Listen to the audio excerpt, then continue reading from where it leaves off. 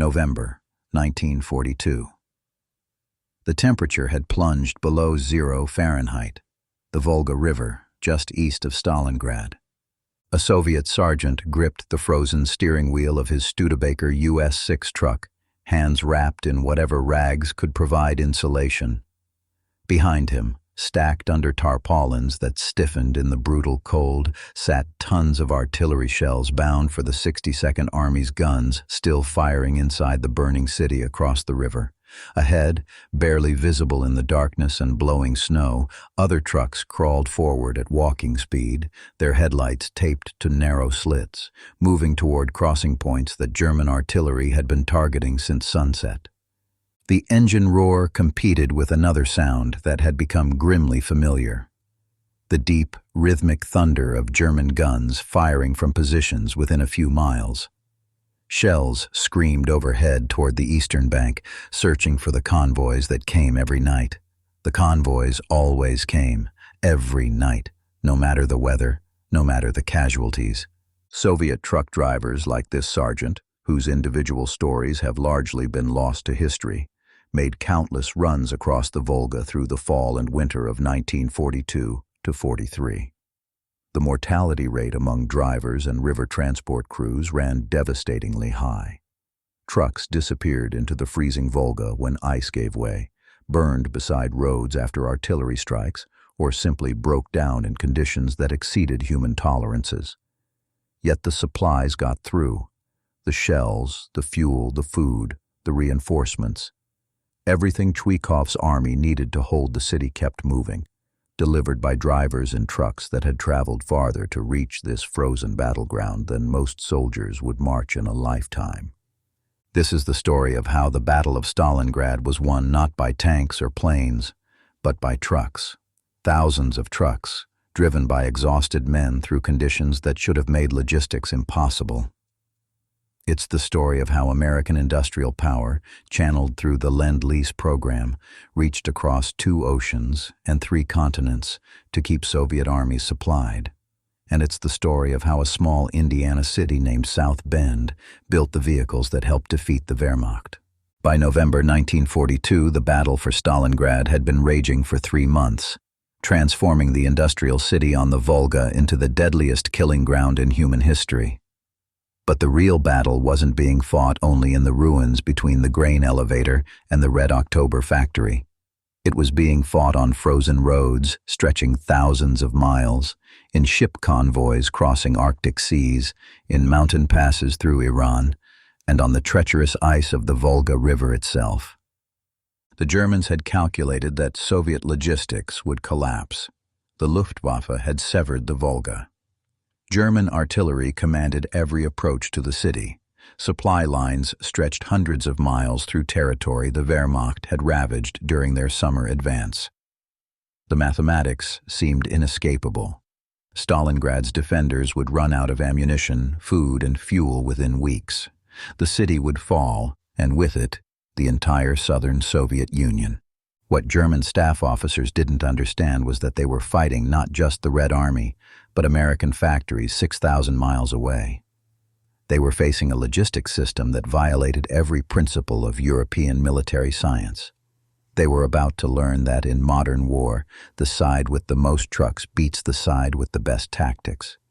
When Operation Blue, the German summer offensive of 1942, began on June 28th, Hitler's objectives were clear and ambitious. Army Group South would slice through southern Russia in 2 simultaneous thrusts. Army Group A would drive into the Caucasus to seize the Soviet oil fields at Maykop, Grozny, and Baku. Army Group B would advance to the Volga River at Stalingrad, cutting the vital north-south transportation corridor that connected the Caucasus to central Russia. Stalingrad wasn't just another city. Stretching for 30 miles along the western bank of the Volga, it was one of the Soviet Union's most important industrial centers, producing tanks, artillery, and munitions.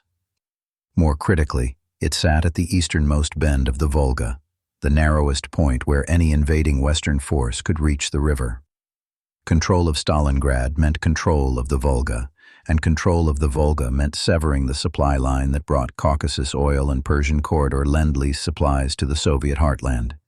The Germans knew what they were doing. Capturing Stalingrad would accomplish 4 strategic objectives simultaneously. First, it would neutralize the city's war production. Second, it would close the Volga to river traffic, blocking the flow of oil and supplies from the south. Third, it would cut the vital railroad connections that linked the Caucasus to Moscow. Fourth, and perhaps most important to Hitler personally, it would be a propaganda victory of immense magnitude, capturing the city that bore Stalin's name. By August 23, 1942, German forces reached the Volga north of the city. That same day, the Luftwaffe launched one of the most devastating air raids of the Eastern Front, dropping more than 1,000 tons of bombs on Stalingrad in a single afternoon. The city's wooden districts erupted in firestorms that consumed entire neighborhoods. Estimates suggest tens of thousands of civilians died in the initial bombing, though exact figures remain disputed. The Volga itself seemed to burn with oil and debris. But the fires that consumed Stalingrad also transformed the city into a defender's nightmare landscape. The rubble created countless positions for snipers and machine gun nests. The ruins channeled German tanks into killing zones. And most importantly, the destruction gave Soviet forces time, bought with the blood of the 62nd Army, to organize the logistics system that would ultimately win the battle. Because while German generals studied maps and calculated casualty ratios, Soviet logistics officers were solving an impossible problem. How do you supply an army trapped in a burning city, across a river under constant enemy fire, when every approach is covered by German artillery and every daylight hour brings waves of Luftwaffe bombers? The answer lay not in Soviet ingenuity alone, but in a pipeline of American industrial production that stretched from South Bend, Indiana, across the Atlantic or Pacific, through Iranian mountain passes or Arctic seas, and finally to the frozen banks of the Volga River. The lifeline to Stalingrad began in American factories, and the vehicles that kept it open were trucks that German intelligence had never seriously considered as weapons of war. On March 11, 1941, 9 months before Pearl Harbor, President Franklin Roosevelt signed the Lend-Lease Act into law. The legislation represented a revolutionary concept. America would become the arsenal of democracy, supplying war materials to nations fighting the Axis powers without requiring immediate payment. Initially aimed at supporting Britain's desperate struggle against Nazi Germany, the program expanded dramatically after June 22, 1941, when Hitler launched Operation Barbarossa against the Soviet Union. The scale of American aid to the Soviet Union would eventually stagger both German and Soviet military planners. By the war's end, the United States had shipped $11.3 billion in materials to the USSR under Lend-Lease. This included 14,795 aircraft, 7,056 tanks, and more than 400,000 trucks and jeeps combined. The raw numbers barely hint at the program's true impact. In March 1942, with Soviet forces still reeling from the catastrophic defeats of 1941, President Roosevelt made the USSR the top priority for Lend-Lease deliveries, even ahead of American military needs. Roosevelt understood what German generals did not. Modern mechanized warfare consumed vehicles at rates that exceeded the production capacity of every nation except the United States. The Red Army's pre-war motor pool totaled approximately 200,000 vehicles of all types. During the war, Soviet factories would produce roughly 200,000 more trucks. But the Wehrmacht destroyed Soviet vehicles faster than Soviet industry could replace them. By 1944, imported American trucks constituted 70% of the Red Army's motor transport. 3 American truck types dominated Lend-Lease shipments, but one stood above the rest: the Studebaker US-6. In April 1941, the U.S. Army Ordnance Corps contracted with Studebaker Corporation to produce a 2.5-ton, 6-wheel drive truck specifically designed for export under Lend-Lease. While General Motors built the similar GMC-CCKW for American forces, Studebaker focused almost exclusively on production for the Soviets. The US-6 was a marvel of practical engineering. Powered by a Hercules JXD 87 horsepower six-cylinder engine, it could carry 2.5 tons of cargo off-road, or 5 tons on improved surfaces. The six-wheel drive configuration, with power to all 3 axles, gave it exceptional mobility in mud, snow, and over rough terrain. A manually operated front-mounted winch allowed the truck to extract itself from situations that would have immobilized conventional vehicles. The all-steel enclosed cab, specifically designed for the Russian climate, provided protection from the brutal cold of Soviet winters. But the US-6's greatest advantage was its ruggedness and reliability. Soviet mechanics discovered that the Hercules engine could run on low-grade gasoline that would have destroyed more finicky power plants. The truck's simple maintenance requirements and standardized parts meant repairs could be performed under field conditions by mechanics with minimal training.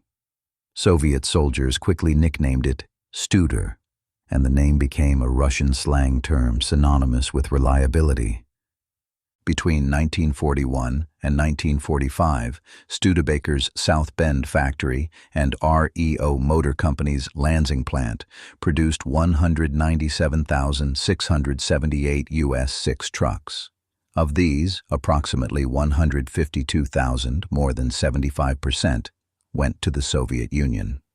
To put this in perspective, the United States delivered more Studebakers to the USSR than the entire German military possessed trucks of all types combined. But producing the trucks was only the beginning of the challenge. Getting them from Indiana to the Volga River required logistics operations that made the delivery itself seem impossible. Lend-Lease materials reached the Soviet Union through 3 primary routes, each presenting unique challenges and dangers. The shortest route, across the Arctic Ocean to the northern ports of Murmansk and Arkhangelsk, passed through waters dominated by German naval and air power. The longest route, across the Pacific to Vladivostok, depended on Japan's decision not to interfere with Soviet shipping. The middle route, through the Persian Corridor, required building an entire transportation infrastructure through a country that had no modern highways. The Arctic convoys, designated PQ outbound and QP homebound until late 1942, then JW and RA thereafter, sailed from Iceland or Scotland into some of the most hostile waters on Earth. The route passed through a narrow gap between the Arctic ice pack and German-occupied Norway, running a gauntlet of U-boats, Luftwaffe bombers based in Norwegian fjords, and German surface raiders, including the battleship Tirpitz. Weather conditions challenged the crews as much as German attacks. Temperatures plunged so low that seawater washing over ship decks froze instantly. Ice accumulation could add so much weight topside that vessels became unstable and capsized. Waves reached 30 feet or higher during storms that could last for days. Convoy PQ-17, which sailed in late June 1942, lost 24 of 35 merchant ships to German attacks after being ordered to scatter. But the convoys continued, and between August 1941 and May 1945, 78 Arctic convoys delivered approximately 4 million tons of supplies to Soviet ports, including tanks, aircraft, and thousands of trucks. The Pacific route, though longer in distance, proved safer due to Japanese neutrality toward Soviet shipping. Approximately 49% of all Lend-Lease aid reached the USSR through Vladivostok, delivered by Soviet merchant ships that sailed unmolested across the Pacific despite the Pacific War raging to the south. From Vladivostok, supplies moved west on the Trans-Siberian Railway, a journey of thousands of miles across Siberia before reaching European Russia. But in 1942, with Stalingrad under siege and every day critical, neither the Arctic nor Pacific routes could deliver supplies fast enough or far enough south.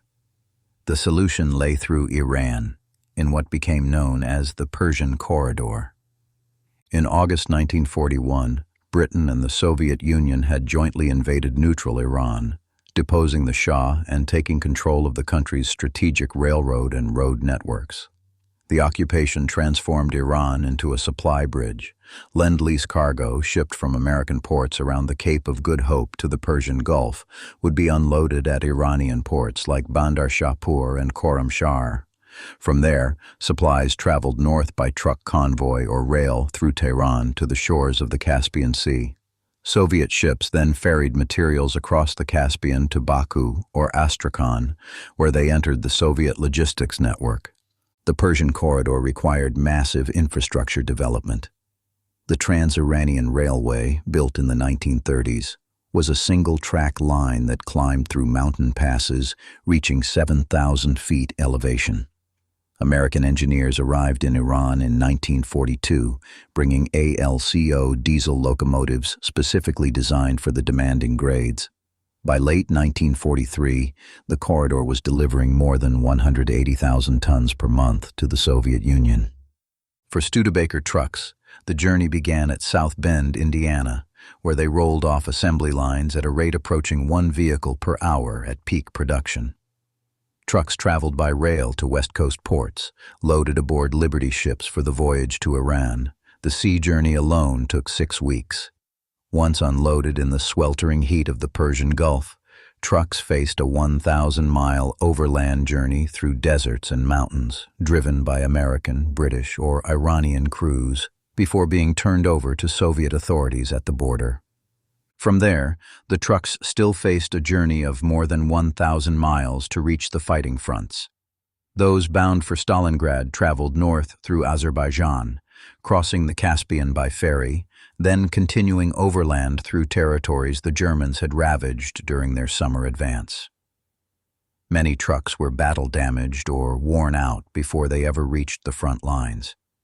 Yet they kept coming, an endless stream of American industrial production that German planners had never factored into their calculations. By the time Studebakers reached the Volga River crossings opposite Stalingrad in late 1942, each truck had traveled more than 10,000 miles from its berth in Indiana. But the most dangerous miles still lay ahead. The Volga River, flowing from north to south before emptying into the Caspian Sea, had always been one of Russia's most important commercial arteries. Nearly 2,300 miles long, it carried oil from Baku, grain from the agricultural south, and industrial goods from central Russia. During peacetime, thousands of barges and steamers plied its waters. The river formed the backbone of Soviet logistics in the southern USSR. When German forces reached the Volga at Stalingrad on August 23, 1942, they believed they had cut this artery. The Luftwaffe sank several Soviet commercial vessels the first day. German artillery positioned on the western bank commanded vast stretches of the river. Any vessel attempting to cross in daylight faced certain destruction. German intelligence calculated that the Soviets could not possibly maintain significant river traffic under these conditions. They were wrong. The Soviet Volga Flotilla, formed in October 1941 specifically to protect river transport, consisted of an improvised collection of civilian vessels, small military craft, and purpose-built gunboats. When the battle began, the flotilla faced a seemingly impossible mission: maintain supply lines across a river that had become a killing zone under German observation and fire. The solution that emerged combined ruthless pragmatism with extraordinary courage.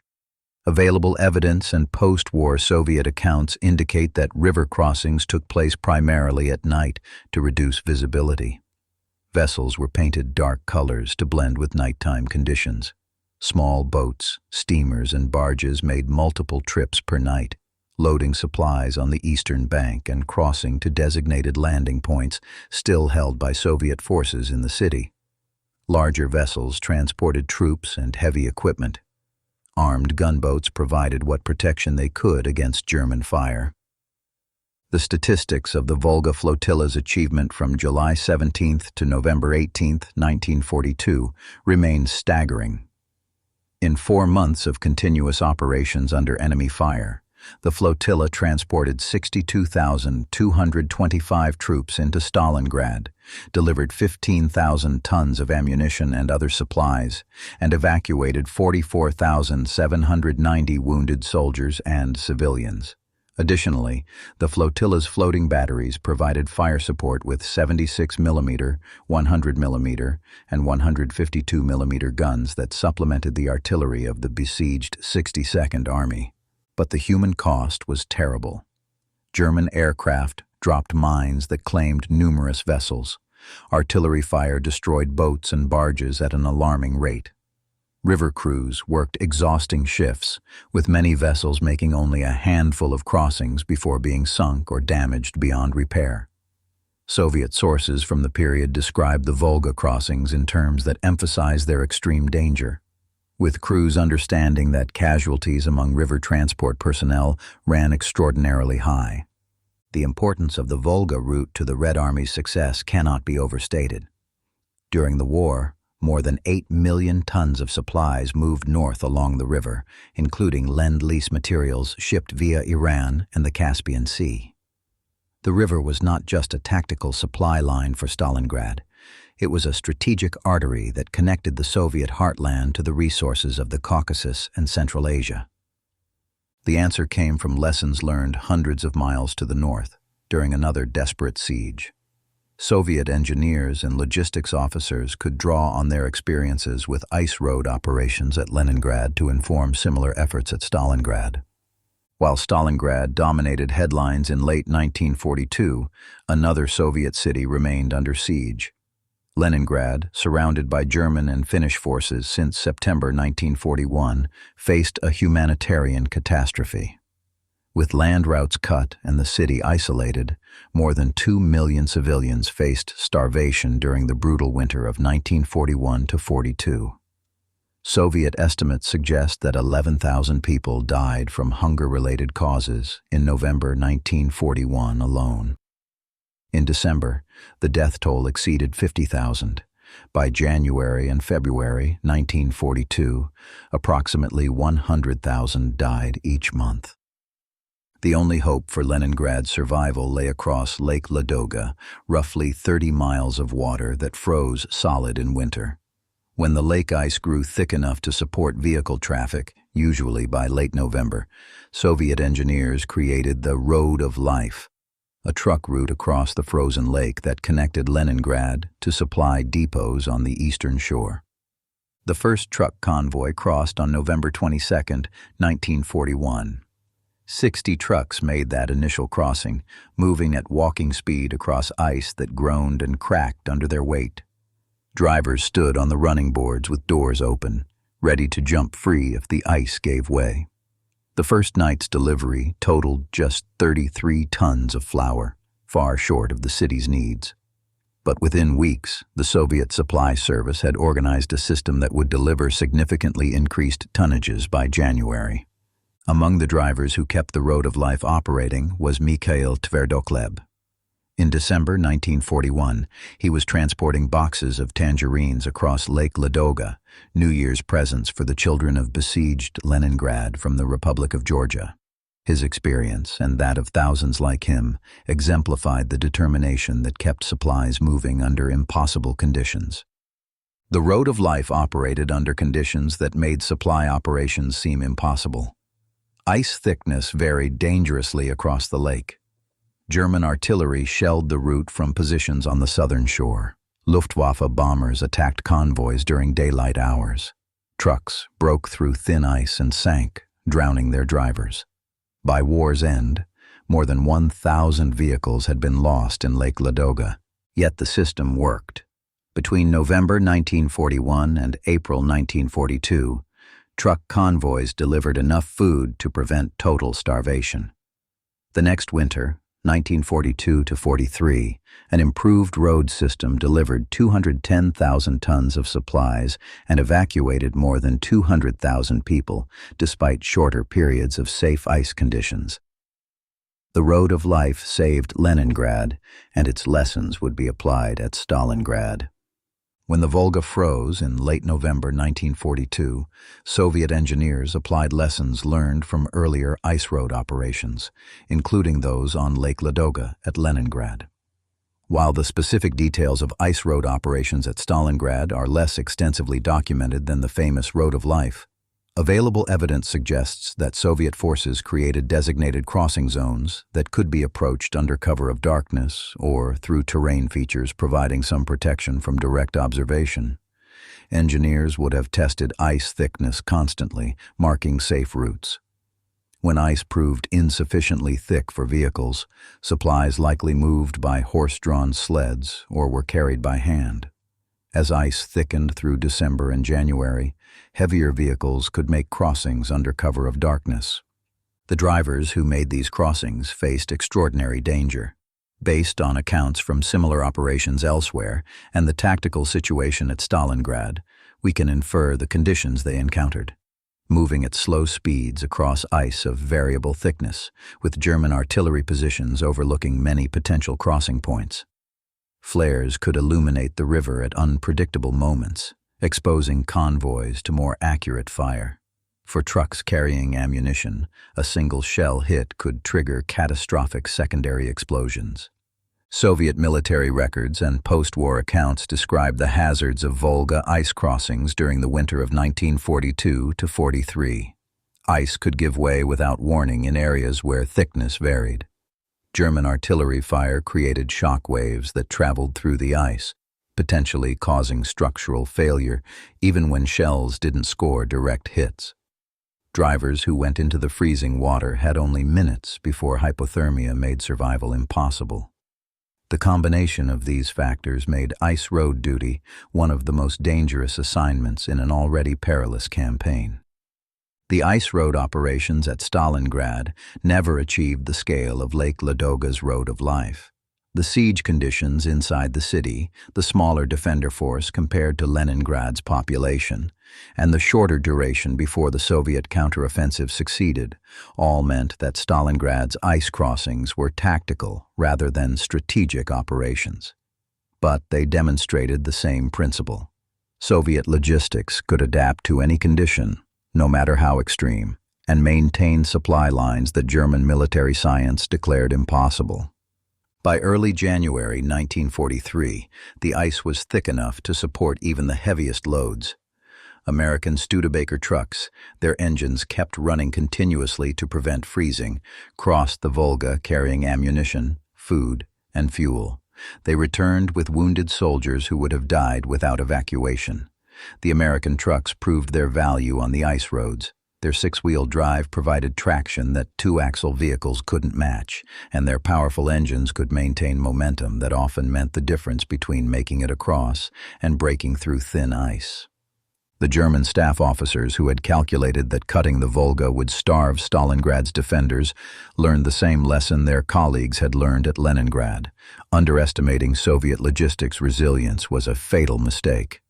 November 1942 brought temperatures that challenged both armies' ability to operate. By December, thermometers registered -22 degrees Fahrenheit and falling. January 1943 saw days when temperatures dropped below -30. The cold was a weapon that killed as efficiently as bullets. For drivers, winter conditions transformed routine operations into survival challenges. Engines had to be kept running continuously because once shut down, they might not restart for hours, even if preheated. Oil and hydraulic fluids thickened to near-solid consistency. Tires became brittle and cracked. Metal parts froze to skin on contact. Windshields accumulated ice that couldn't be cleared fast enough to maintain visibility. The American Studebaker trucks proved remarkably cold-resistant, but even they required constant maintenance. Soviet mechanics learned to drain oil from engines after each trip and heat it over fires before refilling. They wrapped batteries in insulated blankets and kept them indoors when trucks were parked. They started engines every hour throughout the night, wasting precious fuel but preserving the vehicle's operational readiness. Soviet drivers developed techniques for surviving the cold that shocked American observers who later learned about them. They wrapped themselves in multiple layers of clothing, sometimes wearing 3 or 4 overcoats. They stuffed newspapers between layers for additional insulation. They learned to recognize the early signs of frostbite, the burning sensation that paradoxically indicated freezing tissue. Many drivers lost fingers, toes, or ears to cold injury despite their precautions. The physiological effects of operating in extreme cold challenged human endurance. Exposure to temperatures below -20 for extended periods caused exhaustion far beyond what the physical work demanded. The body burned calories at accelerated rates just to maintain core temperature. Drivers needed 5,000 or more calories per day, but rations often fell short. Inadequate calorie intake combined with cold exposure led to a downward spiral. Less energy meant less body heat, which meant faster heat loss, which meant even less energy. Sleep deprivation added another layer of danger. Convoys operated primarily at night to avoid German air attack. Drivers frequently operated for 20 hours or more without rest, making multiple crossings of the Volga or round trips to distant supply depots. The combination of cold, exhaustion, and sleep deprivation caused hallucinations. Drivers reported seeing phantom vehicles on empty roads or imagining that their trucks were on fire when they weren't. Soviet truck drivers maintained supply lines in weather that should have grounded all operations. They did it because they understood what was at stake and because the alternative was unthinkable. The determination of these drivers, many whose names have been lost to history, kept supplies flowing to Stalingrad. Records suggest that Soviet drivers at Stalingrad made hundreds of supply runs under fire during the battle. Casualties among transport units ran high, with drivers facing wounds from shrapnel, frostbite injuries, and the constant risk of vehicle loss. Many drivers served throughout the war after surviving Stalingrad, though detailed individual records from Soviet motor transport units remain scarce in Western archives.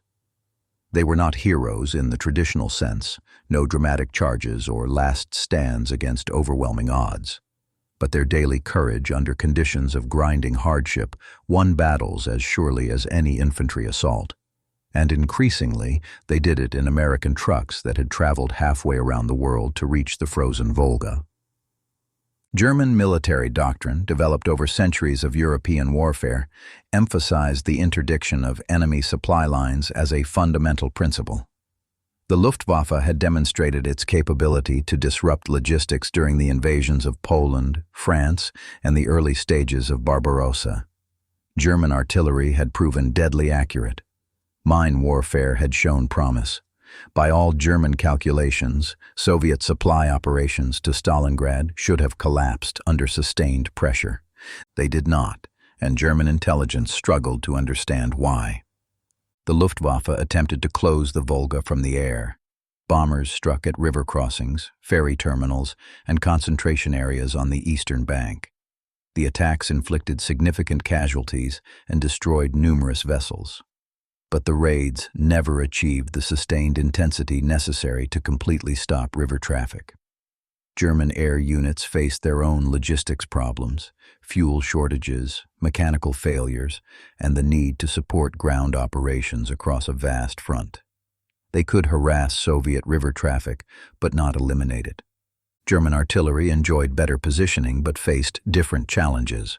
While guns positioned along the western bank could indeed range significant portions of the Volga, they couldn't cover all possible crossing points simultaneously. Soviet forces quickly learned to identify blind spots and shifted crossing locations constantly. German forward observers struggled to maintain effective fire control at night when most Soviet crossings occurred.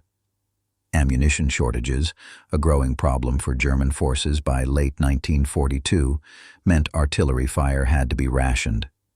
Perhaps most significantly, the Luftwaffe and German artillery focused their interdiction efforts on the tactical crossings at Stalingrad itself.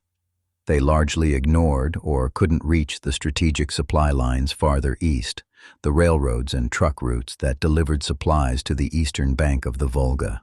As long as supplies could reach the crossing points, Soviet forces could maintain the flow into the city, even at terrible cost. The railroad network east of the Volga illustrated German intelligence failures. Two main rail lines ran parallel to the Volga, safely out of range of German ground forces. One line ran from Astrakhan through Verkhny Baskunchak to Saratov, about 150 kilometers east of Stalingrad. Another line, even farther east, connected Guryev, now Atirau, to Orenburg. These railroads delivered supplies to transfer points where trucks could pick them up for the final journey to the Volga crossings. Luftwaffe bombers occasionally struck at these rail lines, but the attacks proved ineffective. Railways are notoriously difficult to interdict from the air. Bomb damage to tracks can be repaired in hours. Bridges, the most valuable targets, were heavily defended by anti-aircraft guns. The distances involved, 150 kilometers or more from German positions, pushed Luftwaffe bombers to the edge of their operational range, reducing bomb loads and effectiveness. The result was a transportation network that the Germans could harass but never destroy. Supplies moved by rail to forward depots, transferred to trucks for movement to the Volga crossings, then crossed by boat or over ice roads into the city. Each stage faced attacks and took casualties, but the system never broke. Soviet logistics officers built redundancy into every operation, maintaining spare capacity that absorbed losses and kept supplies flowing. Moreover, the Soviets demonstrated adaptability that German planning couldn't match.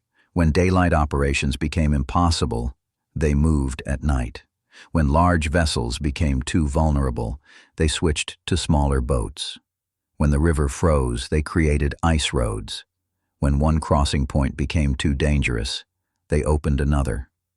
Soviet logistics violated German principles of orderly military procedure, but it worked. By December 1942, German commanders began reporting something unexpected. Despite their efforts to cut Soviet supply lines, the defenders of Stalingrad were not running low on ammunition. In fact, Soviet artillery fire was increasing, not decreasing. The guns that German intelligence had calculated should have fallen silent for lack of shells kept firing, sustained by a supply system that refused to break. The reason lay partly in Soviet determination and adaptability, but increasingly it lay in vehicles built in South Bend, Indiana. The Studebaker US-6 trucks that reached Stalingrad in late 1942 represented the leading edge of American industrial support that would ultimately transform the Red Army's capabilities. But their impact went beyond simple numbers. The trucks brought capabilities that Soviet vehicles couldn't match and that changed how Soviet forces conducted operations. Soviet-built trucks, primarily the ZIS-5 and GAZAA models, were simple, robust vehicles suited to Soviet manufacturing capabilities and resource constraints. But they were two-wheel drive, limiting their off-road mobility. They had open cabs that offered no protection from weather. Their engines required high-grade fuel that was often unavailable. Their payload capacity was modest, and they lacked features like front-mounted winches that American trucks provided as standard equipment. The contrast with American Lend-Lease trucks stunned Soviet drivers and mechanics. Lieutenant Pavel Gurevich of the 6th Guards Mortar Battalion described the difference. The Studebaker is certainly much better. ZCs were two-axle. They kept stalling out on poor roads, whereas Studebakers are off-road, with both front and back wheels leading. They were also more maneuverable. Studebakers came in handy in Karelia's swamps, but they were valuable everywhere. You could load them beyond their rated capacity, and they kept going. The engines would run on fuel that would have destroyed a Soviet truck, and the cab kept you warm, which meant the difference between being effective and being frozen. The winch system proved particularly valuable. Many Soviet drivers told stories of convoys where a single Studebaker pulled out multiple Soviet trucks that had become stuck. Signalman Semyon Brevdo recalled, "There were plenty of trucks, but they got stuck on the roads and had to be pulled out of the mud literally by hand." The U.S. Studebaker trucks were a lifesaver. They came with a steel cable winch above the front bumper. The truck could pull itself out as long as there was something to attach the end of the cable to, and it could drag out other trucks too. Having one or two Studebakers in the column was the difference between success and failure. But perhaps the most important advantage was simple reliability. American trucks were built to exacting standards with high-quality materials. They required less maintenance and broke down less frequently than Soviet vehicles. When they did require repairs, their standardized parts made field maintenance easier. Soviet mechanics quickly learned that while American trucks required different skills than Soviet vehicles, those skills were easier to master than continually improvising repairs on worn-out Soviet trucks. By early 1943, American trucks had become the backbone of Soviet logistics at Stalingrad. They carried ammunition from railheads to the Volga crossings. They transported food and medical supplies. They evacuated wounded from collection points on the eastern bank to hospitals farther east. They hauled fuel for aircraft and tanks. They moved troops rapidly to reinforce threatened sectors. In short, they made possible the logistical tempo that German planners had calculated was impossible. The psychological impact matched the practical benefits. Soviet soldiers saw American trucks as symbols of the Allied commitment to their struggle. The presence of Studebakers demonstrated that help was coming from across the ocean, that the Soviet Union was not fighting alone. The trucks were tangible proof of American industrial power, rolling advertisements for the alliance that would ultimately win the war. Stalin himself recognized the importance of American trucks.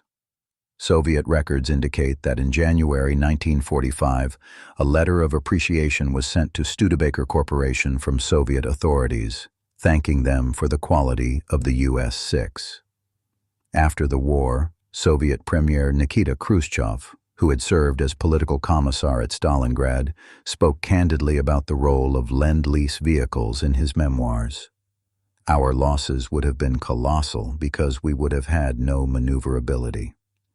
At the Tehran Conference in November 1943, according to accounts from participants, Stalin acknowledged the critical importance of American industrial support.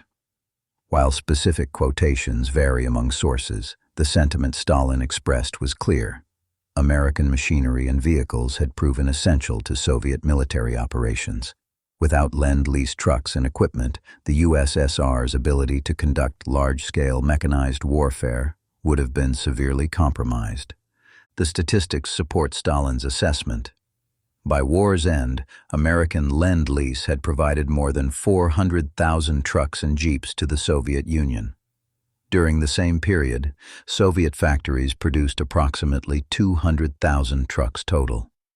By 1944, approximately 70% of Red Army trucks were American-built. The vehicles enabled the great mechanized offensives of 1944–45 that drove German forces from Soviet territory and carried the Red Army all the way to Berlin. But in November and December 1942, with Stalingrad's outcome still in doubt, American trucks were doing something more immediate. They were winning the logistics battle that would determine whether the city could be held. By mid-November 1942, Soviet forces had been fighting in Stalingrad for nearly 3 months. The 62nd Army, commanded by General Vasily Chuikov, clung to a narrow strip of the western bank, sometimes only a few hundred meters wide. German forces controlled 90% of the city. Hitler had declared that Stalingrad would fall, and German commanders believed final victory was only days away. What German intelligence failed to detect was the massive Soviet buildup on the flanks of their extended salient. Throughout October and November, the Red Army had been concentrating forces north of Stalingrad along the Don River and south of the city in the Kalmyk steppe. More than 1 million Soviet troops, 13,400 artillery pieces, and 804 tanks were moving into position, supplied by a logistics system that had adapted and evolved through months of brutal combat. The buildup depended critically on motor transport. Soviet forces needed to move troops, ammunition, fuel, and food across vast distances while maintaining operational security. Railroads could carry the bulk of supplies only so far. The final legs required trucks, and increasingly, those trucks were American Studebakers, whose reliability and capacity made rapid concentration of forces possible. On November 19, 1942, at 7:30 a.m., Soviet artillery opened fire along a 200-kilometer front. The bombardment lasted 80 minutes and expended more ammunition than many entire battles had consumed. When the guns fell silent, Soviet armor and infantry surged forward. The northern pincer, designated the southwestern and Don France, struck at Romanian positions guarding the German Sixth Army's northern flank. The southern pincer, the Stalingrad front, attacked Romanian and German positions south of the city. The Romanian units, equipped with inferior weapons and lacking anti-tank capabilities, collapsed under the onslaught. Soviet mechanized forces poured through the gaps, bypassing German strongpoints and racing for the rear. German mobile reserves proved too weak to contain the breakthrough. Within 48 hours, Soviet armor had penetrated 50 kilometers beyond the German front lines. On November 22nd, the northern and southern pincers met at Kalach, a town on the Don River west of Stalingrad. The meeting closed the trap, encircling approximately 290,000 Axis troops, including 22 German divisions, inside a pocket roughly 30 miles wide by 20 miles deep. The speed of the operation stunned German commanders. How had Soviet forces achieved such rapid movement across terrain that should have slowed mechanized warfare to a crawl? The answer lay partly in improved Soviet tactics and operational planning, but significantly in logistics that enabled sustained high-tempo operations. Soviet truck columns, dominated by American Lend-Lease vehicles, moved ammunition and fuel forward to support the advancing armor. When Soviet tanks outran their supply lines, truck convoys closed the gap, maintaining the momentum that kept German forces off balance. The six-wheel drive Studebakers proved particularly valuable on the snow-covered steppe, where Soviet two-wheel drive trucks often became stuck. The encirclement of German forces in Stalingrad created two simultaneous logistics challenges. Inside the pocket, the trapped Sixth Army faced catastrophic supply shortages. Hitler ordered the Luftwaffe to supply the encircled troops by air, a mission that proved impossible. The Luftwaffe needed to deliver 500 tons daily to sustain the pocket. Actual deliveries averaged less than 100 tons per day. German soldiers began starving within weeks. Outside the pocket, Soviet forces needed to maintain supplies to the armies squeezing the encirclement, while simultaneously building reserves for further operations. The Red Army's ability to solve this problem while the Wehrmacht could not illustrated the diverging logistics capabilities of the two armies. In December 1942, German forces under Field Marshal Erich von Manstein launched Operation Winter Storm, a desperate attempt to relieve the encircled Sixth Army. Manstein's panzers advanced from the southwest, fighting through Soviet defenses toward Stalingrad. At one point, relief forces came within 30 miles of the pocket's perimeter. But Soviet logistics enabled a defense in depth that German logistics could not overcome. Fresh Soviet divisions, supplied with American trucks that had delivered them from railheads to the front, blocked Manstein's advance. Soviet artillery, positioned by trucks and supplied with ammunition delivered by trucks, hammered the German spearheads. By December 24th, Christmas Eve, Manstein's offensive had stalled, and his forces began withdrawing. Inside the pocket, conditions deteriorated rapidly. By late December, German rations had fallen to 200 grams of bread per man per day. Wounded soldiers died from lack of medical supplies. Horses were slaughtered for food, and when the horses ran out, men ate leather from boots and belts. The cold killed as many as Soviet attacks. Thousands died from disease as sanitary conditions collapsed. On January 8, 1943, Soviet forces offered surrender terms to the encircled Germans. General Friedrich Paulus, commanding the Sixth Army, radioed Hitler for permission to surrender. Hitler refused, ordering the army to fight to the last man. On January 31st, Soviet forces captured Paulus and his staff. The last German units surrendered on February 2, 1943. Of the 290,000 Axis troops trapped in the pocket, approximately 91,000 survived to surrender. Most would die in Soviet captivity. Axis casualties in the Stalingrad campaign, including forces trapped in the pocket and those lost in relief attempts, likely exceeded 1 million men. Soviet military casualties are estimated at a minimum of 750,000 killed, wounded, and missing. Civilian losses remain difficult to calculate precisely. The Sixth Army, one of the Wehrmacht's most experienced and powerful formations, had been destroyed. The Soviet victory at Stalingrad marked the turning point of the Eastern Front, and arguably, of World War II itself. Never again would German forces launch a successful major offensive in the East. The psychological impact on both sides was profound. German troops had believed in their inevitable victory, while Soviet forces had feared German invincibility. Stalingrad shattered both beliefs.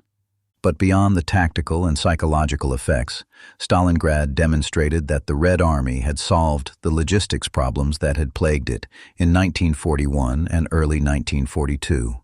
Soviet forces could now sustain major operations over extended periods, concentrate supplies at decisive points, and maintain the tempo of operations that modern mechanized warfare demanded. American Lend-Lease, particularly truck deliveries, played a crucial role in this transformation. The numbers tell part of the story. By early 1943, American trucks were arriving in the USSR at a rate of 10,000 per month. By war's end, the total exceeded 400,000 vehicles. Soviet factories produced approximately 200,000 trucks during the entire war. The implication is clear. Without American vehicles, the Red Army would have operated at less than half its actual capacity. But numbers alone don't capture the full impact. American trucks offered capabilities that Soviet vehicles couldn't match. Superior reliability, better off-road performance, greater payload capacity, and features like front-mounted winches that multiplied effectiveness. Soviet commanders learned to husband American trucks carefully, recognizing their value. Elite units received priority for American equipment. Critical operations depended on Studebaker reliability. The psychological dimension mattered as much as the practical advantages. Soviet soldiers and citizens saw American trucks as proof that they were not fighting alone.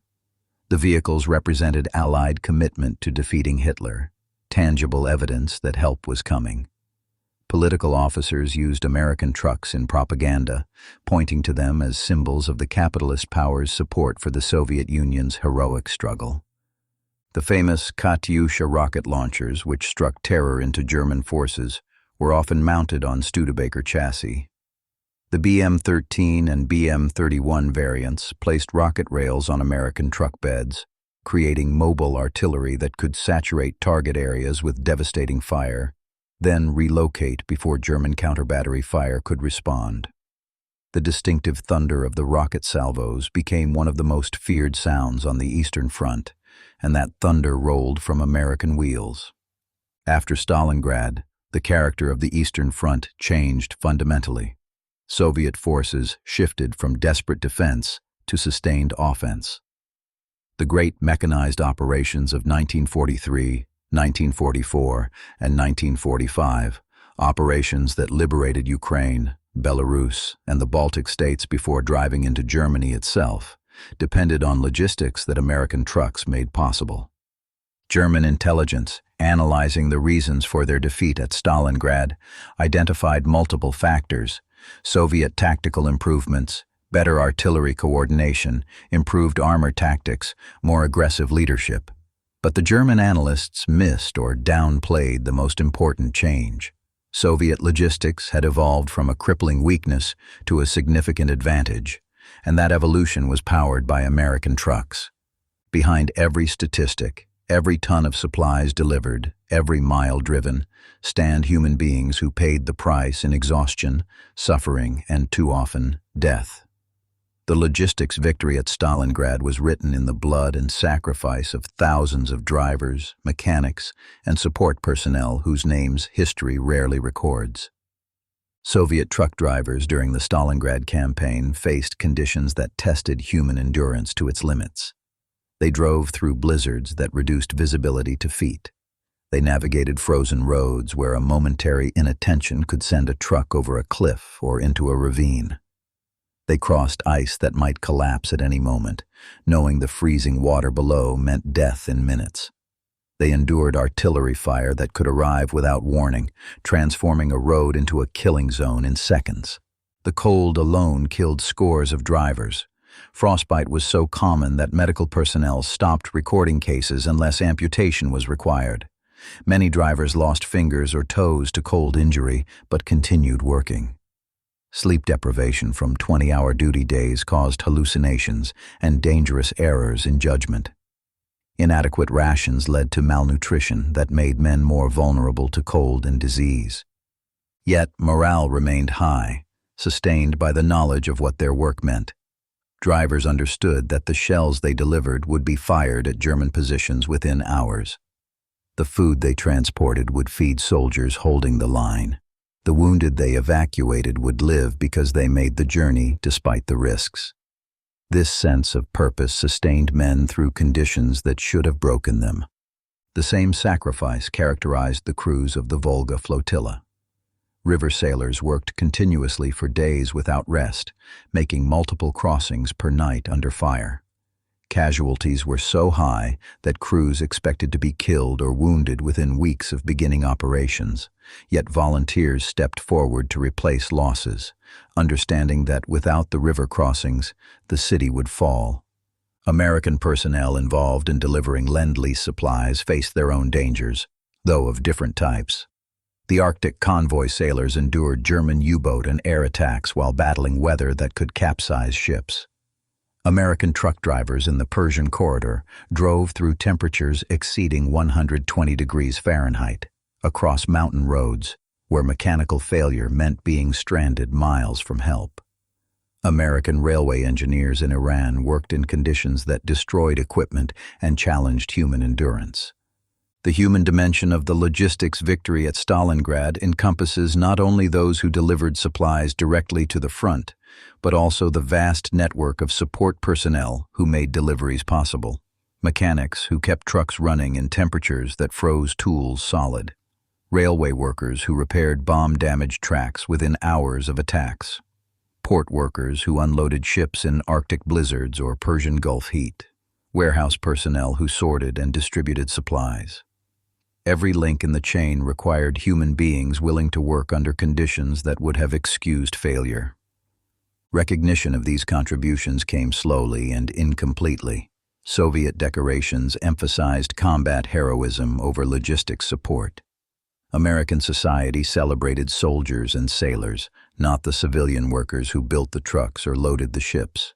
Even historians focused on battles and commanders, relegating logistics to footnotes. Yet without these forgotten heroes, the battles could not have been won.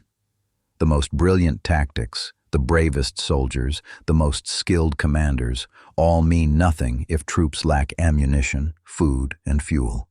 The logistics war is fought without glory, but with consequences that determine every battle's outcome.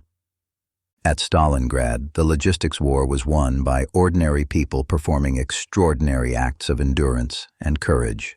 They drove the trucks, crewed the boats, laid the ice roads, and kept supplies flowing when every calculation said it was impossible.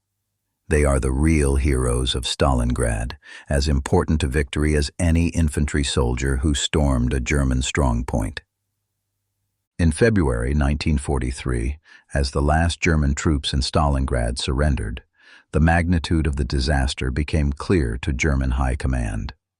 The defeat had resulted not merely from tactical failures or strategic miscalculations, but from a fundamental logistics collapse. German forces inside the pocket had starved, while Soviet forces maintained their supply lines. The contrast revealed which side had mastered modern industrial warfare. Stalingrad's outcome was decided not only in the ruins of the city, but on the ice roads across the Volga, on the highways through Iran, on the convoy routes across Arctic seas. The battle was won not by the tanks that fought in the city streets, but by the trucks that delivered the ammunition those tanks fired, the fuel that kept them moving, and the food that kept their crews alive. The Battle of Stalingrad demonstrated a fundamental truth about modern warfare. In an industrial war, logistics determines strategy. The side that can sustain operations, maintain supply lines, and deliver overwhelming material superiority to the decisive point will prevail, regardless of tactical skill or battlefield courage. American industrial power, channeled through the Lend-Lease program, provided the Soviet Union with capabilities it could not have generated domestically. The 400,000 trucks America delivered to the USSR constituted twice the number Soviet factories produced during the entire war. Without American vehicles, Soviet offensives from 1943 onward would have been impossible. The Red Army's mechanized operations that liberated Soviet territory and drove into Germany rolled on American wheels. The Studebaker US-6 trucks built in South Bend, Indiana, traveled farther than any soldier marched and served in more campaigns than any unit. They crossed deserts in Iran, forded rivers in Ukraine, climbed mountain passes in the Caucasus, and navigated ice roads on the Volga. They proved more reliable than Soviet vehicles, more capable than German trucks, and more numerous than any other single vehicle type on the Eastern Front. Soviet soldiers nicknamed them Studer and trusted them with their lives. That trust was earned through performance under conditions that broke lesser machines. The men who drove these trucks, Soviet soldiers operating American vehicles, delivered through Allied cooperation, embodied the coalition warfare that defeated the Axis.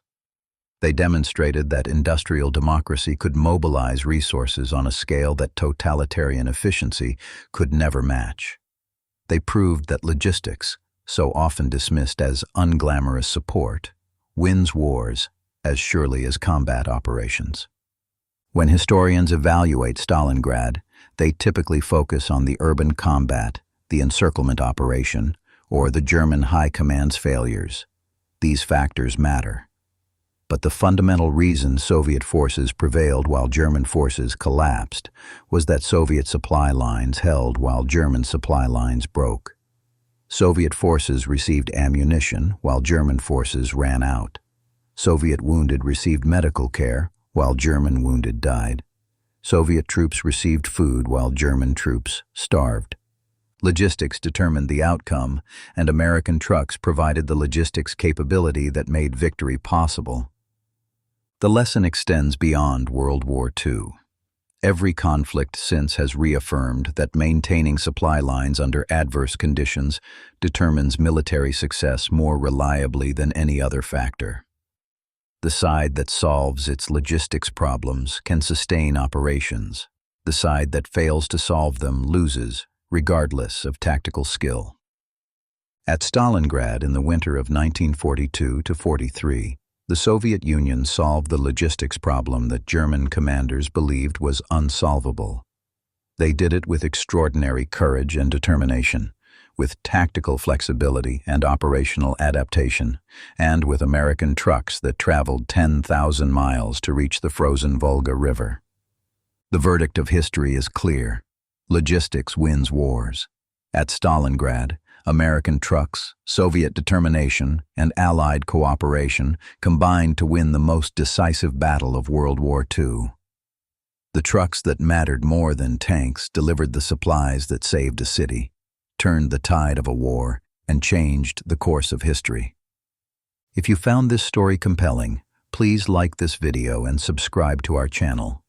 We need your support to continue bringing you these untold stories of courage, sacrifice, and the human dimension of warfare. Leave a comment below telling us what other logistics stories from history you'd like us to explore. The battles that shape our world are won not just by heroes with weapons, but by ordinary people doing extraordinary things behind the lines, in workshops, on frozen rivers, and behind the wheels of trucks. Their stories deserve to be told, and with your help, we'll keep telling them. Thank you for watching Warfile.